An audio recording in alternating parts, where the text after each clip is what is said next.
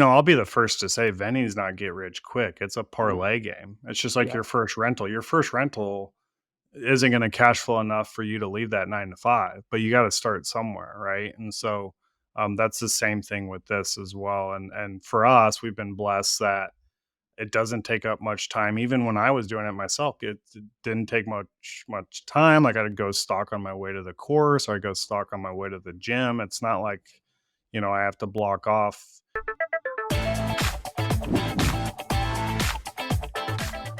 I just wanted to hear a little bit about your background about how you first got started in this journey into learning about and pursuing passive income opportunities.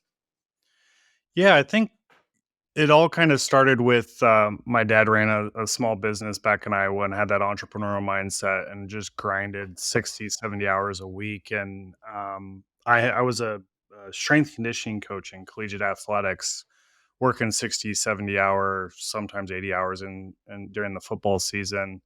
And my monthly take home was $1,200, no joke. And so I just had like an aha moment that this wasn't sustainable, especially I'm very passionate about spending time with my family and my kids, and so that's when I kind of started to dabble and dip my toe in the water with real estate, and then just kind of parlayed that into other strategies and investments over time.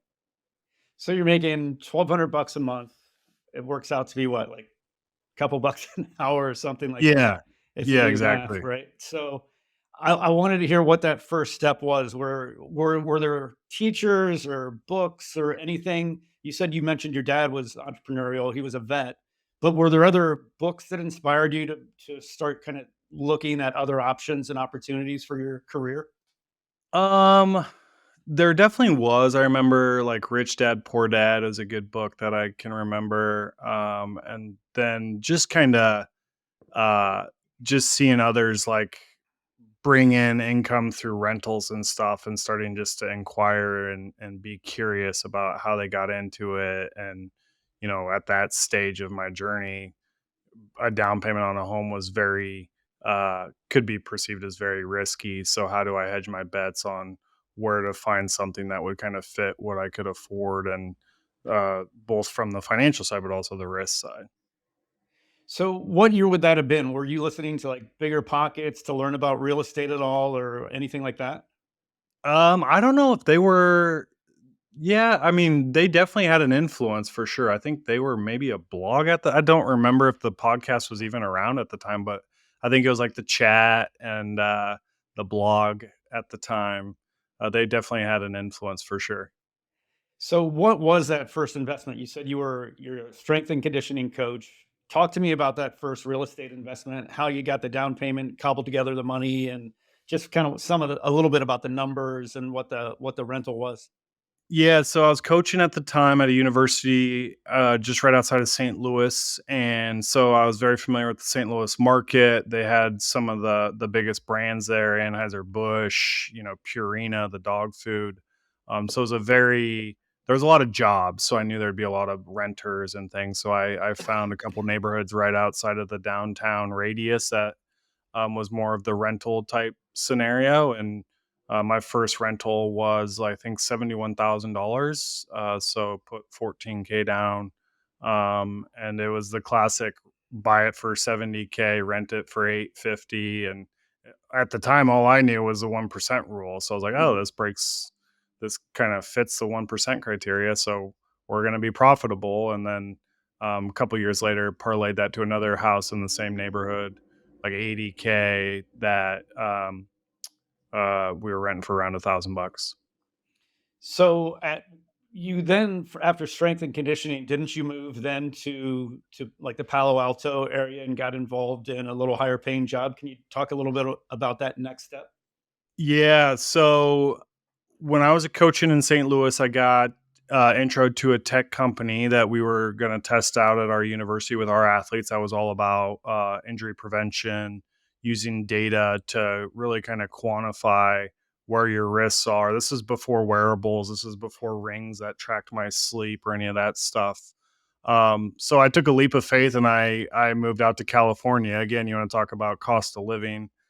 Moved to Menlo Park, which Our startup was not even a block from Facebook, and uh, y- kind of fun story. I was making well below minimum wage for that part of the country, and so I did a job at a house ad on Craigslist of like room shares, and so we did a 5 bedroom house with 4 other strangers that I had no idea who they were. And they all became super successful. One was senior VP at Apple, like the classic Silicon Valley story of you all just Yeah. kind of go out there to grind and make it. And definitely not saying I made it at all, but like some of these guys were even in my wedding and I didn't even know who they were, but we just had to figure it out. That's the great thing about being in a geography like San Francisco or New York. You optimize your chances for meeting people like that change a trajectory of your life. So that's pretty cool. So you've got 2 rentals at this point, and you're doing this software sales job, right? Correct. Yep. And then roughly, what were you making roughly per month off of those 2 things? Um, I think we were probably making $300 per property, you know. Okay. So if our all in escrow and property management fee was 600 and we were renting them out for an average of let's say 900, we were probably making 300 a property. Okay, so what comes next? You've got the 2 rentals. Tell me how some of the other passive income opportunities, how do you get involved in some of the other things you're doing now? Yeah, so then I was traveling a lot for this company. And so I'd always be sitting in layovers at airports, and background in human performance, health, and longevity are something I'm very passionate about. And I'd just go to these vending machines in the airport, and I'd be like, "I'm paying $4 for a water. Like that's that same water, that Kirkland signature water, you can get for 10 cents at Costco. Like someone is making a 390% markup on my transaction." So I read an article about like vending machines, and Warren Buffett's first investment as a teenager was building a vending route and how he regrets selling it after a year because he just wanted that quick win, and Mhm. he didn't understand the power of cash flow at the time. So I got into vending right before COVID, and then it was just like a perfect storm of something that was really stable. I didn't need to have to put 10, 15, 20 grand down on a down payment of a rental. And so I could parlay these cash flowing assets with minimal capital. I love that Warren Buffett story. I mean, our flagship podcast is called "We Study Billionaires," which is Buffett and Munger, and Yeah. the fact that he started, doing what was it, pinball machines, or what was Yeah. his? Then Yeah. it It's was like pinball pinball or machines, right? gumball or something. Yeah. I think it's pinball. Yeah. Yeah, and so that's a true story where he regrets selling that off. Yeah. He started his route when he was 18. I think he sold it when he was 19 and a half. And he was like, it's a classic first you fall in love with the appreciation or the offer, and you don't really realize the value of that cash flow he could have maintained. So I want to get into more about learning about the vending machine stuff. I Okay. talked to you a little bit beforehand. I've got a son. We bought him a what I have now found out from listening to some of your interviews, a substandard vending machine, and it's kind of like a little side hustle for him. But I want to just talk about how you go about. I mean, the hardest part I would imagine is finding locations for these vending machines. So, can you go into a little bit about that, like how you've overcome those challenges, or how you deal with those challenges to find optimal spaces for the machines? Yeah, so there's kind of two ways to think about it. The first way is like how to quantify or qualify a location that would be worth putting a vending machine in. And on the surface, it's just foot traffic, right? So a simple way to do it is somewhere you drive by and the parking lot's full, a school, an airport, an apartment complex. Any of those would be great locations for a vending machine. And then I think to take it a step further, where a lot of the people that I'm helping now, and even my route, we have a machine being delivered to a gym tomorrow. We have another smart machine being delivered on Monday to one of our current properties. Is um, The old way of doing vending is so outdated. I mean, I flew in last night from the National Vending Conference, Patrick, and they have like the just walk out technology from Amazon that you're going to see at, Ohio Stadium, where you just walk into this little gated thing. The gate opens when you put your credit card in. You go grab your soda and things on the concourse. You walk, the gate will open, and the AI technology just calculates what you grab, charges the card you use to get in, and it's like, you don't even talk to anyone. There's no labor, there's nothing, there's no lines for the concessions. So, like, that's here today, and you saw it last night in my layover in Denver. They had it in the terminal. I went and bought a freaking pack of beef jerky, and I didn't talk to anyone. No one scanned anything. I didn't even do self-checkout. Like, it was just a full-on micro market. So, a lot I say all that because nowadays, people are like, "Oh, well, is the market saturated with vending machines?" It's like, yeah, they are, of the old school, the big bulky machines that only take cash and you can only track inventory by going by the machine, where I can literally track. I have machines in Pennsylvania, Oregon, and Chicago that I can track the inventory right from my phone. Hmm. So the old way is, you're stocking it yourself, you're collecting the coins yourself. Yep. You said it's a smart, do you call it a smart machine? Or there's some terminology that I want to make sure I'm getting. Is it a smart vending machine, and you also called it a micro market? Is that right? Yeah, so basically, if we just talk about a smart machine, if you go into a 7-Eleven and you go up to the cooler to grab a Dr. Pepper, Mhm. nowadays these coolers are just the same exact refrigerator as what you see in the 7-Eleven. They'll put a cooler in a YMCA, and you put your credit card to unlock the door. The Mhm. door unlocks, so it prevents all the theft from homeless or someone just raiding it on the honor system. So you put your Right. credit card, unlocks the door. There are AI cameras on all four corners of the cooler that will track, because when for the first ever time you install that thing, you insert pictures of every single product you're going to put in the machine. Well, it maps with those products. So you grab that Dr. Pepper, and let's say you grab a Diet Coke and a Monster for one of your boys. When you shut that cooler, it's gonna charge you for those 3 items. So Wow. you don't scan anything, you don't do any barcode, anything. Whatever you grab, that card you use to unlock the door, that's what's getting charged. So a lot of these, like, smart coolers we have right next to college campuses, Thursday night at 2 a.m., we'll get $95 transactions from the kid with the drunk munchies and gets 10 Right. bags of Doritos. I love it. I That's love gonna it. be your boys when they go to college. They're gonna have free will to these. Well, on the surface, it looks very simple, but then they got daddy's credit card It's and frightening to me. yeah, right. So I want to take a little step back. Your Yeah. first vending machine was Mhm. not one of these smart machines, No. obviously. So let's get into that a little bit. Like how, what, let's say I'm a young guy and I've got a regular job. I'm Yep. looking to earn some more income. How do you get started in something like this? How do you source a machine? How do you find like Yeah. where to place it? Like you said, look at parking lots, but like what's the dialogue and the narrative you have to have with the property owner to convince them to allow you to have your machine in their building?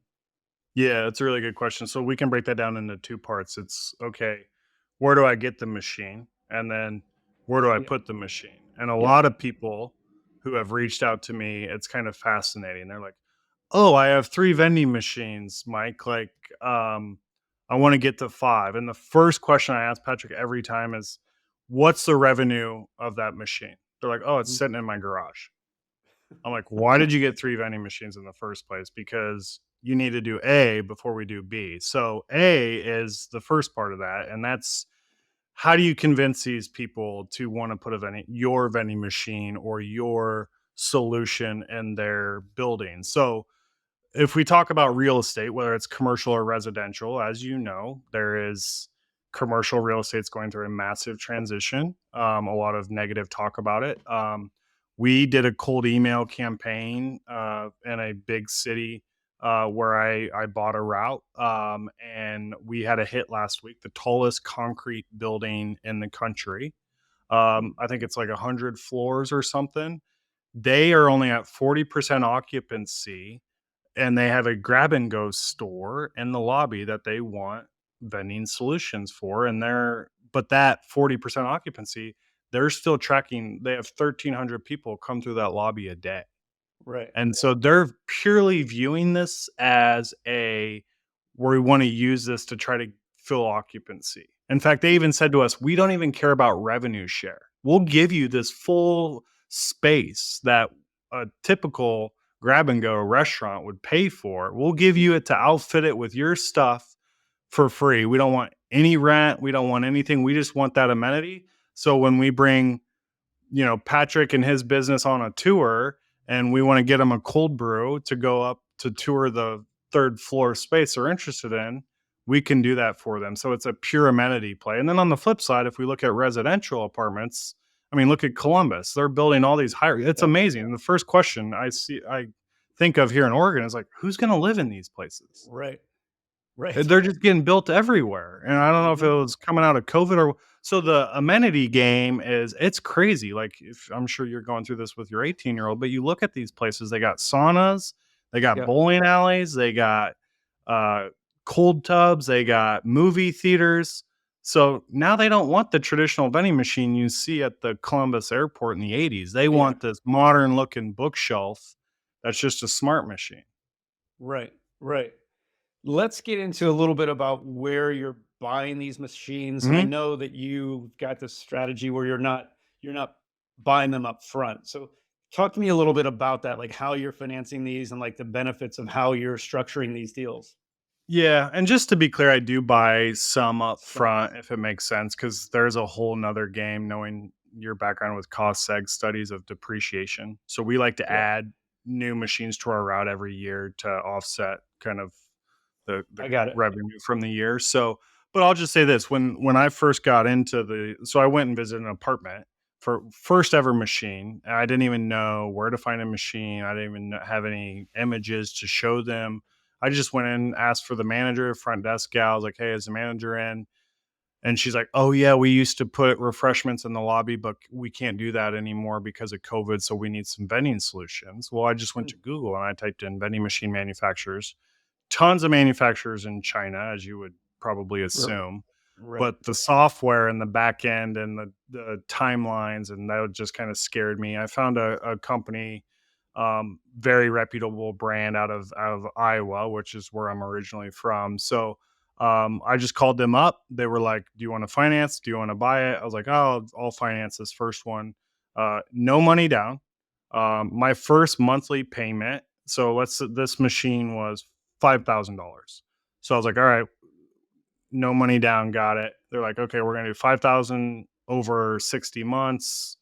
I think the interest rates at that time was like 5%. So I was like, okay, my monthly payment was $120. Well, the cool thing is, no money down. The first payment on the machine wasn't due, and that the 60-month clock didn't start until 90 days after the machine was delivered. So I got it delivered to the location by the manufacturer. So I'm not getting a truck. I'm not hauling a wheel, renting a U-Haul. I have it delivered to the location. I just go there to unwrap it. Hmm. And then uh, I had 90 days of sales before my first $130 payment. So naturally, I just start taking that and putting that down towards the principal. Well, now with my machines that I finance, I can pay them off within a year just based on the profits from that first year of sales. And so that first machine started doing $1,000 a month, and my margins were around 60% profit on that first machine. And then now with these smart machines, because as you know, with your snack machine, you're limited by what fits in the motor. Well, now these smart coolers and stuff, there are no motors. You can do salads, you can do bottle holders, you can do, I mean, I literally do laundry pods. Interesting. I've got a bunch of questions. What was the name of the company? Because I think we use the same company. It was somewhere in the Midwest. I know that. Wittern, Wittern. Winter? They own, yeah, but that's the Oh, parent company, eVending. Did you okay. get a Futura combo or I guarantee you, so they have 3 different brands under Witter, and Mhm. they're all based out of Clive, Iowa. Yeah, I'm sure that's who we used. So we made a mistake, which was only buying the dry goods, not having the Mhm. beverages. Um, Talk to me a little bit about like how you're just sourcing the products, just kind of the nuts and bolts of where you're buying the product, and then just managing the entire. How many do you have now? I think at one point I read 11. I'm sure you have more than that now. Yeah, 19. 19. I think with these two, one's being delivered tomorrow and one on Monday will be 21. But I think the first step is you can get this stuff from Costco, Sam's Club. It's definitely going to be a little location dependent. We have big grocers out here. That's Winco. On the East Coast, you got BJ's. Mhm. So you kind of can get it wherever. And then it's just a natural markup based on that. Like drinks, you can mark up more than snacks. A candy bar. It's going to be hard to find a Snickers less than 80 cents, and it's going to be hard to charge someone to buy a Snickers for more than $2. So your markup's Right. only 55%. Where with a drink, I can get a Celsius from Costco for $1.33, and people will pay $4 and not blink an eye because that's what they're going to pay at the 7-Eleven, and they don't have to drive anywhere to go get it. Right. Right. So, how are you managing all of these? You're not doing it yourself, are you? No, yeah. So the kind of the backstory that I was really excited about, Patrick, is vending's so simple that I was really excited. We knew we were gonna have kids, and I was really Mhm. excited about like building this as kind of that cash flowing path to teach my kids economy 101. In Right. fact, I have a vendingpreneur up in Minneapolis where he gives each kid a different vending machine. He has 30 machines now out in the wild, and each Mhm. kid has say on products and say on what they want to set the prices to. And then they all Interesting. compete against each other. And all four of his kids are between age 12 and 17. So Mhm. they're like at that age where this is like really fun where they can compete. So like Yeah. that was kind of my vision originally, was this is going to be something my kids can do. And so the first machine, it was doing $1,000. Let's say we profited 600. We were being a little aggressive with our payoff, so let's just say 500. um that kind of paid for our country club membership. And then we Mhm. started, we found out my wife was going to be pregnant, so then I was like, how do we afford daycare? And so then we got our second and third machines, and those locations started doing $1,400 because now we knew, okay, that's a good first one, kind of what you're going through. That's a good first one, but there's a lot of things I would have done differently, Yeah. whether that's products or the type of machine, like adding drinks. So our second, third ones do around $1,300 to $1,400 per machine. So now that pays for our 2K a month in daycare. And then it got to the point where I'm big into systems and making things passive. So I hired someone at $20 an hour. I was like, look, I don't care if you do this at 8 a.m. or at midnight or a Sunday or a Thursday. It needs done once a week. And Mhm. so he came on at $20 an hour. It cut our margins from 60% down to 40%. But then when we got over 10 locations, I actually was able to bring him on full time. And did you give him a little bit of equity in Yeah. the. So how did you structure that? Yeah, so when we first started, after 90 days, I was like, "Hey, you can do. We'll give you 5% of profits, no equity." And then after I brought him on full time, I gave him 5% of equity that vests over 2 years, so to protect myself from him leaving early. And Right. now he's really. I mean, he's the reason we keep scaling because the customer service of our current accounts is through the roof. So that equity share is only going to go up. So, was this a guy that was already interested in vending machines, or how did you find him? Like, how did you find a guy that was like, he's a perfect, it sounds like he's a perfect fit for you? He's a home run hire, and we got really lucky because just like you in a college town, I posted an ad on Craigslist. I had 40 applicants in 48 hours, a ton of college kids, a ton of people out of work. And so, I posted the ad, then everyone inbound, I sent a kind of a response qualifier. The interesting thing is when I grew up in Iowa, that town of 600 where I worked at McDonald's, my parents were really big into trying to give me opportunities athletically and academically. So I commuted 45 miles to Council Bluffs, Omaha, Nebraska to go to a private high school. Well, this guy drives his kids 45 miles to Eugene so they can go to the private Catholic elementary school. And then he drops them off at 8 on Monday and Tuesdays and sits around town till 2 to pick them up. So Right. he was looking for a little side hustle while he was sitting around town for 6, 7 hours. And then it just was like a kind of, like in life, there's these Yeah. connections that just play out where, if you believe in faith or whatever, like Yeah, it sure. just kind of played out. And then, within a year, I was like, man, I really got to find a way to bring this guy on full time because he's just a rock star. And I want him to have even more kind of skin in the game. So was able to make an offer that kind of beat out his current job. And then the great thing is now he can pick up his kids every day at 2 and vending. You just got to stock it, get the inventory.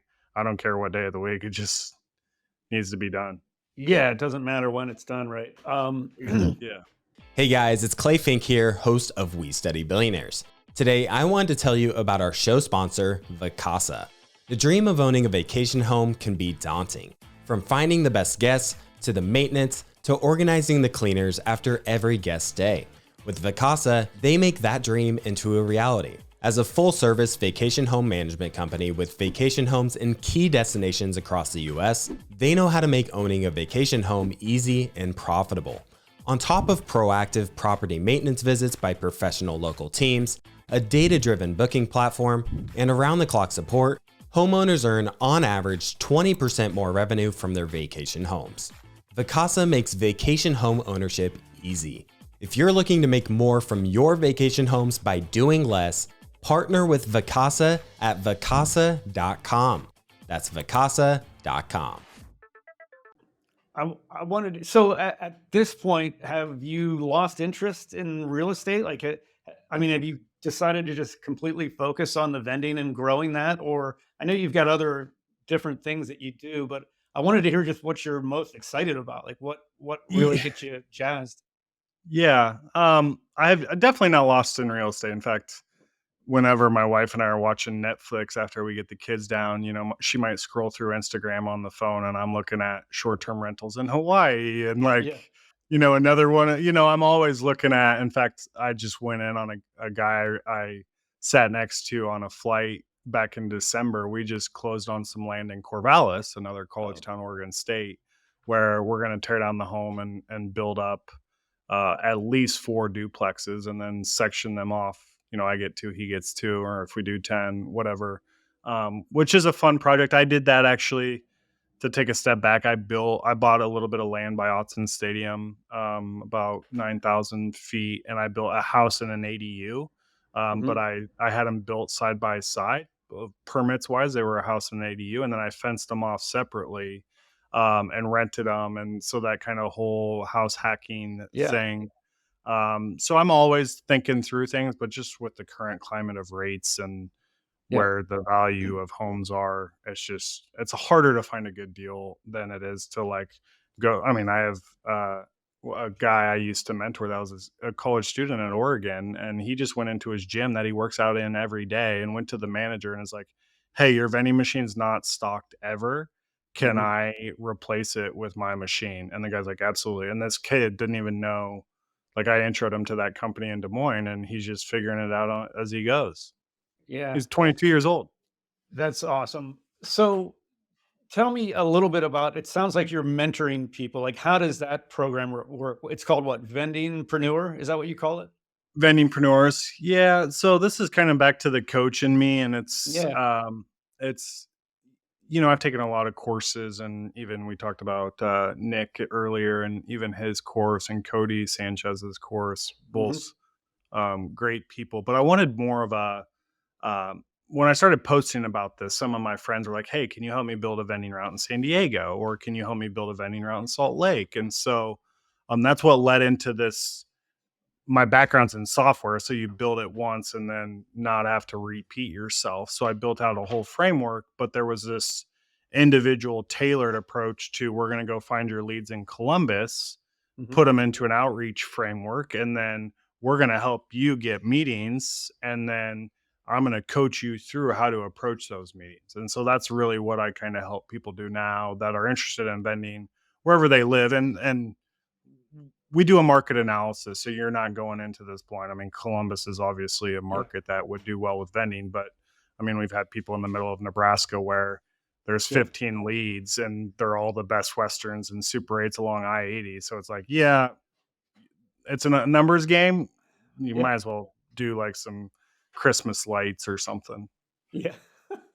So how does it work then? You're doing the cold calls. Let's say I want to do this in Columbus. You'll do Mhm. the cold calls for me, and then once you have a warm lead, you'll kind of coach me through on how to approach them and talk to them, and hopefully, land them as a client.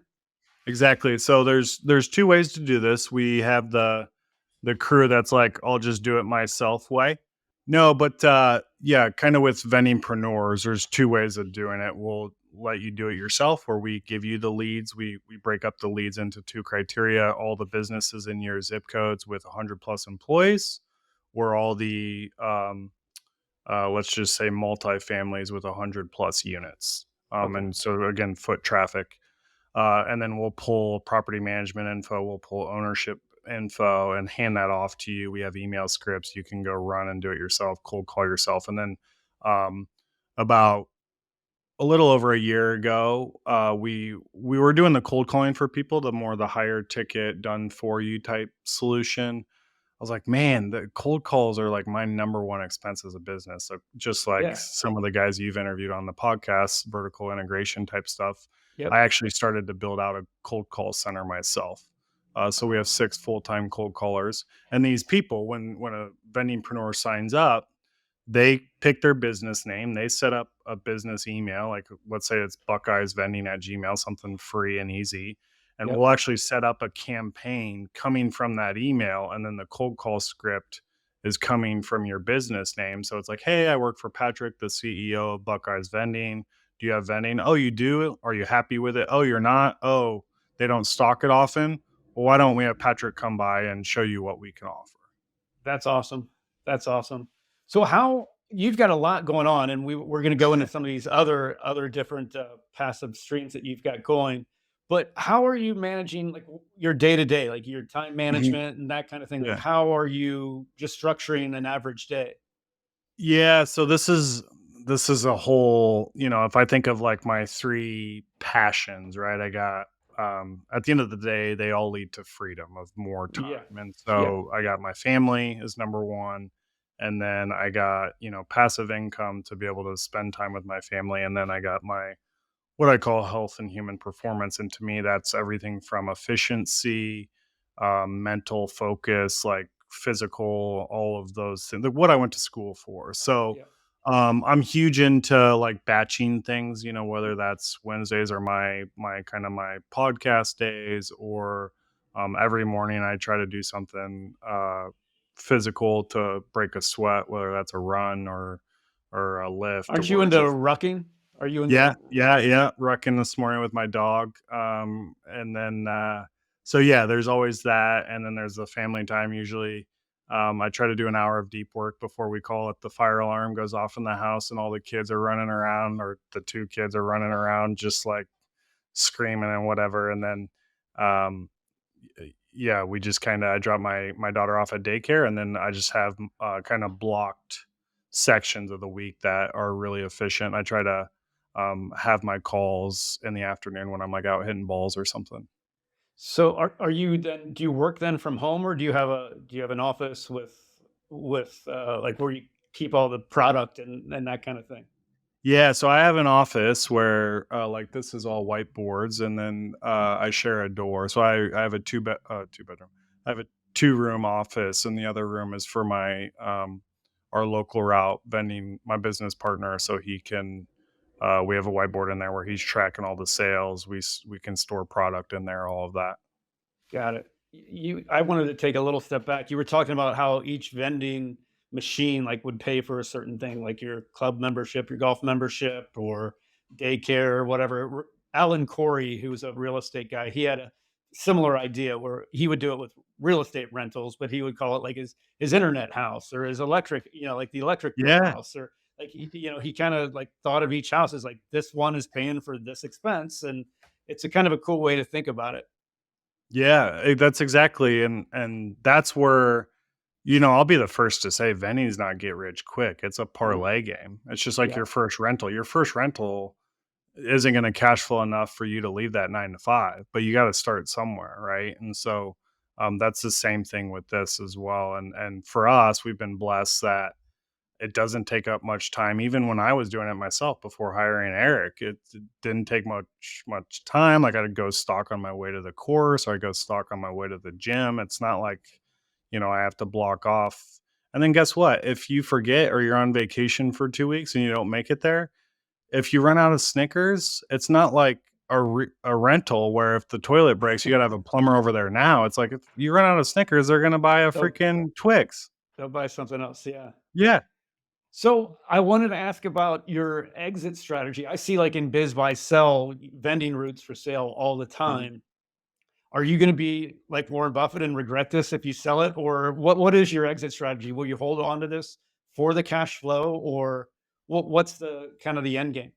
Yeah, I think now definitely want to hold on to it because we've built a system that is just predictable, both predictable on what we're going to do with revenue, but predictable with our cogs, predictable with just everything. Like we've kind of ironed out the kinks, I guess. That's not to say if someone comes with a ridiculous offer that you Yeah. wouldn't say no, but I will say this reminds me so much of the self-storage kind of craze. Like I think right now vending, the market's definitely not saturated yet just because of the amount of Mhm. new builds coming out of COVID from commercial real estate and apartments, Yeah. and just the land grab with that. But I think in 2 to 3 years, vending will be the private equity snatch up Right. this kind of sector of the market because of cash flow. Now you have three Mhm. years of cash flow, all of that, that people are going to do a lot of consolidation. So on these machines, I'm just thinking on our own, we've got a credit card reader. Is that like where most of the sales come from? I mean, most people don't carry a bunch of cash. So is it mostly credit cards that are how people are making the purchases? Yeah, it's totally dependent on the location. We have a pumpkin farm manufacturing plant up by Corvallis, and it's a bunch of Hispanic workers Hmm. that don't have like smartphones or they love cash, just more of their culture. So Right. that really surprised us because it was more of a modern micro market where we would typically install a kiosk that was card only, but they insisted they actually wanted a cash machine. Hmm. So it was interesting. Well, it wasn't hard. They have those too. It's just they're definitely more outdated and not the norm. Yeah. So let's get into some of the other things you've got going on. Can you share a little bit some of the other passive income streams that you're doing to, again, like your whole goal is building freedom for your Yeah. family and just time. Talk to me about some of the other things you've got going on. Yeah, so uh uh I got some Bitcoin mining, so that's out of sight, out of mind. I hired a third party farm, a mining farm right outside of Philadelphia, and got some mining. So, depending on where Bitcoin is, I get kind of $500 worth of Bitcoin sent to my wallet every month. So that's been 3 years of I don't even look at what it is month to month. I just know it's a set amount of Bitcoin every month. And then do you Um, keep that in Bitcoin, or tell me about yeah, that no, side of I things? haven't touched it. I haven't. It's That's right. just been mining, and it's just been completely out of sight. I'm lucky enough. I've had to touch it. How is Um, the Bitcoin halving or halvening, however, what people say it different ways, but how has that affected your income? it hasn't much because it's just such a uh, to me, it's a dividend, right? Like Yeah, yeah. it's And it's a not small part of your ex- overall. exactly portfolio. Like I think that would probably, but the other side, on my kind of my trading portfolio and stuff, I definitely have a lot more Bitcoin because Mhm. I do think the having and where things are going, and it's just it's an interesting time. So I do Yeah, have it is. more in that kind of portfolio for sure. The mining is more just like set it and forget it. I don't even Okay. like I haven't even looked what's happened since pre-having to now with that because it's such a small, Yeah, it's $500. I don't just yeah. yeah. So you mentioned trading. Do you is that part of the some of your activities too, is like doing different trades, or are you more of a buy and hold kind of guy like with the Bitcoin? That's a good question. You're gonna expose me a little bit on here. I do have a little like, don't tell my financial advisor this, but I do have a little slush fund, I guess you could say, that's like probably more gambling than anything on Yeah, Robinhood, where I right. believe in Apple and I'm gonna buy some Yeah, Apple on the dip and ride it out. It's not financially sound, and then that's way out of our kind of automatic deposit or monthly paycheck takes 10% out to a different account in Schwab. Like, this is more of my fun money on my Robinhood app that if we have leftover money, I'll just kind of take it in there and align it with companies I believe in. I've worked in software with the government for a long time, so I'm very familiar with like Palantir. So like I yeah, know Palantir's kind of fundamentals on the inside where people are going off their projections. So like those companies, on the dip, I'll just buy some more. yeah. It's fun to do. Yeah. So I wanted to hear a little bit about like just words of wisdom, like people trying to get something like this started. What are just like what would you have told your younger self, like getting started into this? Like, what do you wish you would have known, or what kind of advice from an older guy would you have wished somebody would have told you to make your journey and path a little easier? That's a really good question. Are you thinking more vending specifically, or just as an entrepreneur and Just as an kind of entrepreneur in think general, I perfect? think. Yeah, Yeah, yeah, the millennial invest. Yeah. Um, I think the first thing is be curious, yeah, and take your shot. And I know that yeah, sounds um, so like obvious, but a perfect example in sales. And I didn't grow up wanting to be in sales. I got into it because I think naturally, as the startup evolved in Palo Alto, I was a good listener and I asked a lot of questions because I was curious. And a lot of hmm, times, those are the best salespeople. And I yeah, think, Patrick, it comes back to your comment earlier of like, you have a guy coming on the show in a couple days and kind of a big name. But at the end of the day, you took your shot and you got him on that show. And I think I remember the first time I ever reached out to Cody Sanchez. And at the time, I was like, oh my gosh, that's Cody Sanchez. And then it's like, everyone has a cool story and you can't get in the door without trying to open it. And so, I remember the first time that tech startup I worked at, I did a cold email to Mark Cuban and he oh wow, responded right away. And I was like, Mark really? Cuban? Yeah, oh yeah. Cause his assets are these athletes to keep them healthy on the court for the Mavericks. And so Oh yeah, like, yeah, I just went in, and so, like, that whole I'm a huge believer in curiosity and then yeah, professional persistence because 9 times out or 9 out of 10 people that say they'll send you a follow-up won't do it. right, So be that one that does, especially in today's world with AI and, like, the personalization piece of this, there's gonna be such the cream are gonna rise to the crop. The reason I got that job in Palo Alto when I was making 1,200 bucks as a strength coach in St. Louis was because I was the only candidate they interviewed that mailed a thank you note to the CEO. that's crazy. And How that's many such a people do you small, think easy thing to do. and how many people do that these days? Nobody does it. No one. Yeah. I'm a huge believer in just handwritten, simple notes. Just makes a huge impact on people because nobody Yeah, does it. even, like, finding deals, like real estate deals. I have so many friends that find good deals by doing, like, campaigns or going by a property, and then they have a little note card, and Yeah. they'll just write a little handwritten, personalized thing and put it in the mailbox. Yeah. So you've got the Bitcoin mining, you've got the vending machine routes, you've got a couple other things. So you've got an Airbnb now, and Mhm. so you've had the two rentals, but you 1031 those, right? So tell me about like Yeah. your next like steps in real estate, what you did. Yeah, so we had the 2 rentals in St. Louis. One was around Oh 70K yeah, and that's what I meant. yeah, 80K. So we kinda during COVID and the appreciation influx, we were able to 1031 both of them. We got over 100K on both, so good returns. And we used one to You buy had a a hundred a hundred K in capital gains, is that what you said? not 100K. I mean, the 70K one, I think we sold for 120.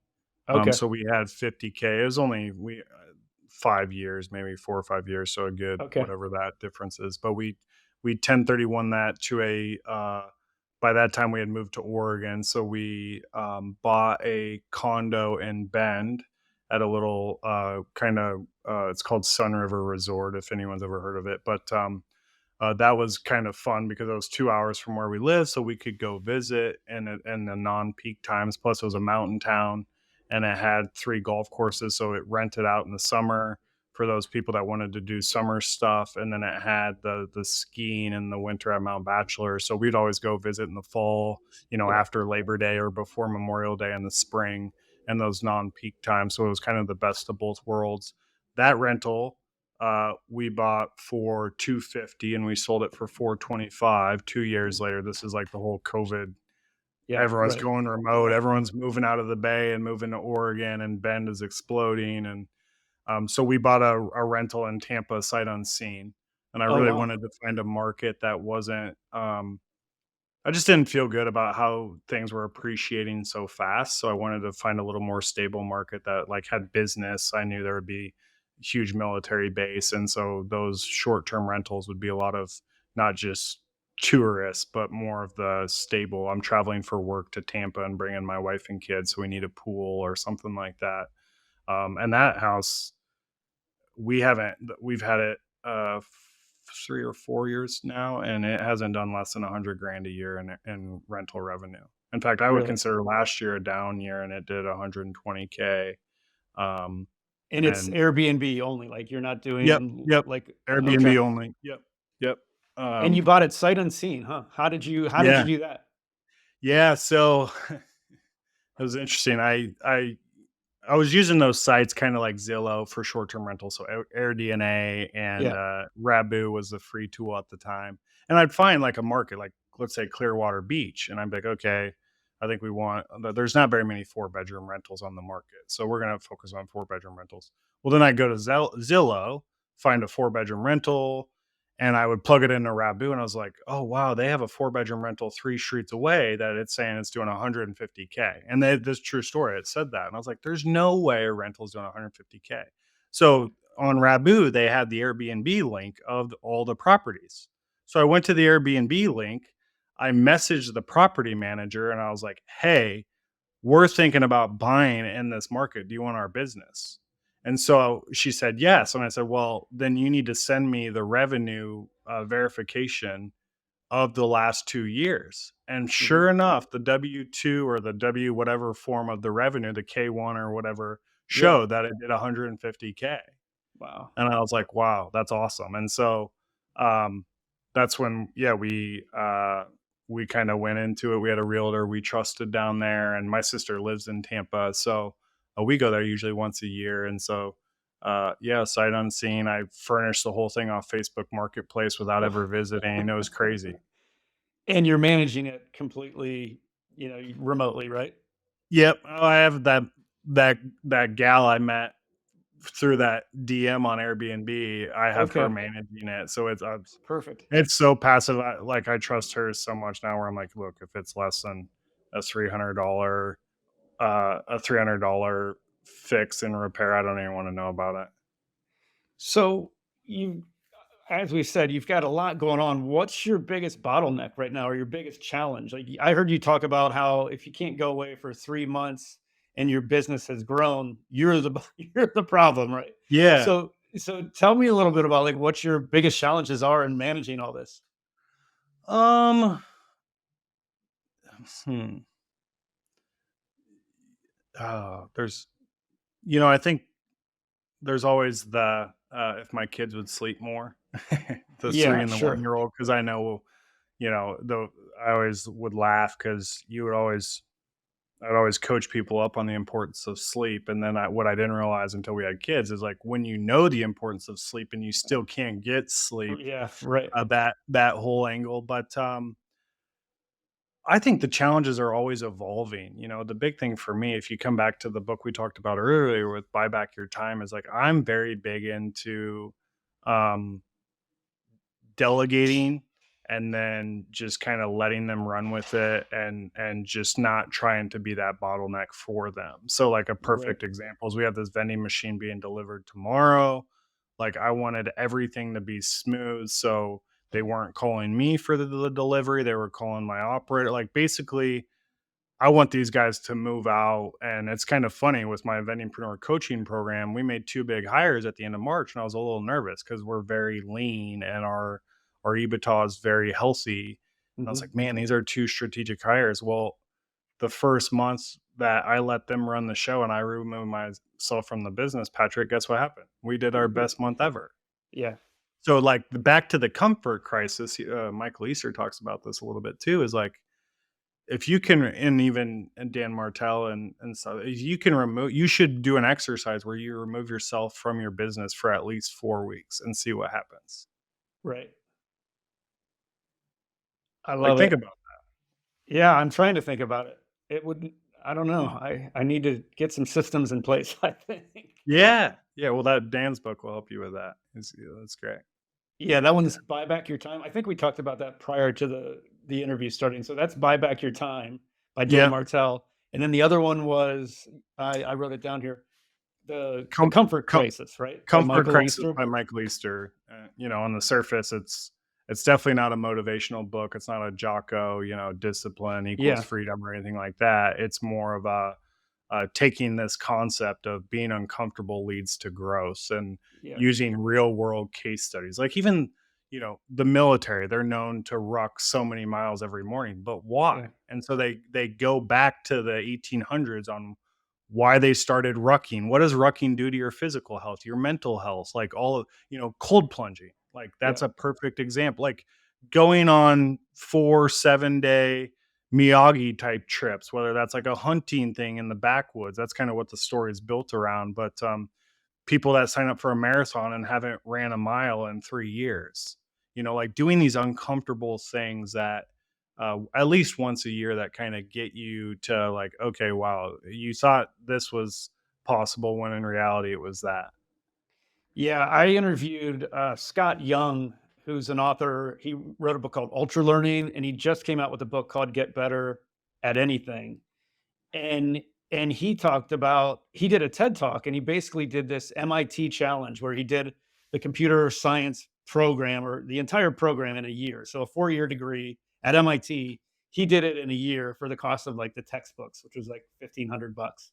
And Hmm. then he did another language challenge where he every 3 months he was learning another language and he did not speak English at all. He and a buddy did this. They would go to South Korea, China, I think they went to Brazil and then maybe like France or Spain. One like so the 4 different countries. But like that, he asked that question like if this is possible, like what else could you do in your life? Once you do these hard challenges, it then becomes like, well, what else is possible for my life if I can do something this hard, like where's the limit? Yeah. Well, and this is something I keep coming back to as a dad and a father, and like, Yeah. when I was coaching and then watching my wife be a coach, like you could tell the kids that we're going to go to the next level, whether that's play professionally, whether that's be successful when they graduate, just by knowing their parents. And Really? that just fascinated me. Like I could literally have a conversation with parents and just know how their kid, like, it was just and Dan Hurley, the Yukon coach. So Mhm. they just won, I think, two national Yeah. titles in a row. But Right.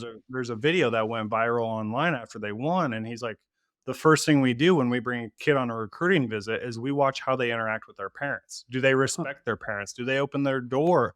The door, we're going in the tour an apartment. Do they open the door for their mom? Like, Right. how do they talk to their mom and dad? Is it like, leave me alone? And I was just like, oh my gosh, this light bulb just came on. And it was just, I mean, it's amazing, it make for me, I'm like thinking back to my parents and all the uncomfortable, I showed cattle and my dad would make me get up at 5 in the morning to go wash these cows. And I'd hate every minute of it. Yeah. But now it's like, that is why I get up at 5 a.m. now. It's just, Right. that's when you get all the hard things done. Yeah. That's fascinating about interacting with the parents, and by doing that, you can tell how the kid will do if he'll, advance to the next level. Or I haven't seen that Dan Hurley video. I'll have to check that out. I'll send it to you. It's really good. And then Dawn Staley parlayed that next, and she's like, "We won't, Yeah. we won't touch a kid if she if, the classic mom-daughter dynamic, if she won't respect her mom on a Right. visit and is like, and I was like, wow, this is and both of those teams, I think South Carolina actually won I mean, at Yeah. 14, yeah. Yeah, they beat Iowa. Yeah. That's awesome. What other traits? I mean, you mentioned curiosity. What are some other traits that you see in the people that you've worked with on the vending machines, like specifically, that you see and you know, like that guy's going to do well? Yeah. Yeah, that's a good question because we're to the point now where we're trying to within our community, like who are what we call our athletes, like who are the Yeah, ones that just want to go to that next level. And I don't know if it's like initiative or it's just those people that you talk about the growth mindset and kind of the Carol Dweck, and when we yeah, were at Stanford, that it was a really popular book at that time, partly yeah. It's because that's where she was at. But it's just that um constant growth mindset, and it's just so interesting. And I'm not talking like, they'll go read 50 books or listen to 50 of your podcasts. They actually take what they learn and put it into action. Like you were just talking about the gentleman you interviewed that traveled the world going to learn language. Now I'm like, man, I want to kind of listen to this episode and then where can we go travel and put this into action? right, Because listening or learning it is one thing, but putting it in action is the next. And we see that all the time with our students. Is like we can schedule the meeting for Patrick at this high rise in Columbus, but like he's got to go. I can't fly there and do the meeting for him. And then how do you parlay that meeting to the next meeting, or how do you ask that guy like after that meeting's about to end, hey, do you have any other properties in Columbus? Like, would they be interested in this? It's like yeah, constant curious growth mindset that um I don't know, it's just interesting.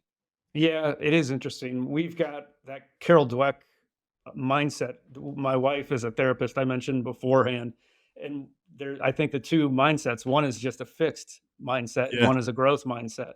The fixed is like, you just don't really think that much is possible. The growth mindset is like anything's possible. I just got to get out there and try different things. yeah, exactly, and yeah, it's just that, if you're comfortable, it's never good. You look at Nick Right. Saban, you look at Belichick, none of those athletes were ever comfortable working for them, and as much as that can be a little frustrating, it's also why, Tom Brady is who he is. Yeah, exactly. Exactly. Man, I could talk this kind of stuff. I love like sports psychology and books and all this. I could talk forever here. Oh, and that's what's fascinating to me with golf. Like, I never grew up golfing, and now that we're fortunate enough to kinda belong to a club and stuff, the game of golf and that mental, you wanna talk about the Oh yeah. growth mindset, the inner game of tennis, like Yeah. the I've game got of it. golf. I just was given that book, The Inner Game of Tennis by Tim Galloway. Is that his name? Galloway? Yeah, yeah, Yeah. but I that's haven't where dove into it yet, but yeah. I mean, think about it, we used to train a bunch of, baseball athletes when we were building this tech in Palo Alto, so it was a bunch of pros from Stanford and Cal that would come back in the off season to train, and we would use their data to build out our machine learning models, and it was just fascinating to me, an all-star baseball player will fail 7 out of 10 times and make the all-star game. Like, think about Right. that. There was Mitch Haniger, starting right fielder for the Mariners. He made it to the all-star game because his batting average was over 300, and yet they Right. go through these slumps and, like, life and even your business is the game of baseball. You just got to show up every day and get through those like Yeah. trials and tribulations because everyone else won't. They'll just give up. Yeah, that is a unfortunately very common thing that people would just expect success right out of the gate, and that generally isn't going to happen. Yeah, You got to take yeah, your swings. yeah, yeah. Man, this has been fun. Any other people or books that have really influenced you along the way, or people that you try to model or emulate?